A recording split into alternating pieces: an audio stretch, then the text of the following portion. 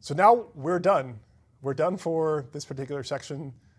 You got very far. If you stopped now and said, like, I'm done with the chorus, Jim, your beard is magnificent, but I just can't take any more, that's fine. You have more than enough to be a full stack engineer at this point. What we've done today is we've purchased a domain, we've purchased a server, we've tied them together, and we've hand created all these things on our own, where you're now ready to go off and create something, a standard application that you know and love. So for our take-home project, because you've all done Git, I want you to create a Git repository, which we've already done with Git init. And I want you to I want you to do this on GitHub. Create a Git repo on GitHub. Add your SSH key called GitHub key, or you can use the SSH key you've already used before, totally up to you.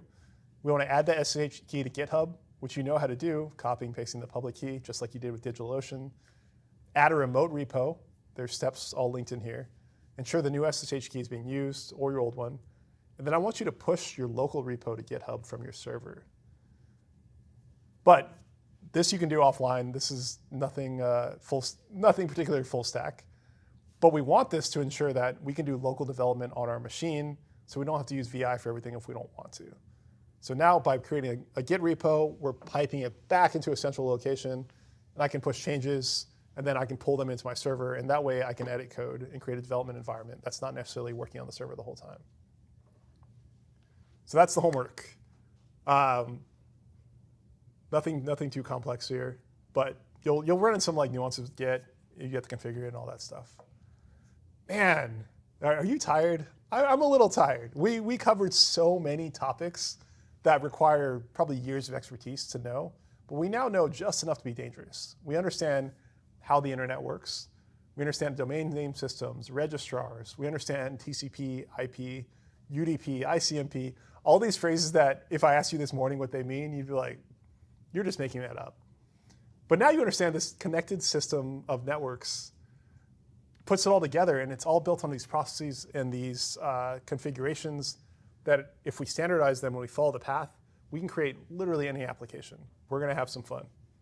Even more fun than this. I had a lot of fun. Hopefully you did too. For the next section, we're going to create a subdomain. We're going to create a database. We're going to link the database to our application. We're going to create a fake CI/CD pipeline. And I'll explain what CI/CD is. Pretty important in today's modern computing environments. Man, what are all the things we're going to cover tomorrow? We're going to get to, it'll be a lot more technical. We're going to explain firewalls. I'm going to go much deeper in security. You thought I spent some time on security today. Just wait. We're going to talk more into permissions, which I kind of glossed over a bit. Checking all the things. We're going to set up a cron job. You've heard of cron, probably. Super powerful tool. You can do a lot with a cron job and some shell scripts. And we're going to do that tomorrow. I'll show you really basic things that are really, really powerful tools. And I won't even go into all the stuff we're going to cover. We're going to have a lot of fun tomorrow. It's going to be technical. We're going to move probably a bit faster than today since you already have a good baseline. So bring your Red Bull, bring your energy, and bring your sense of adventure because we are going to dive in.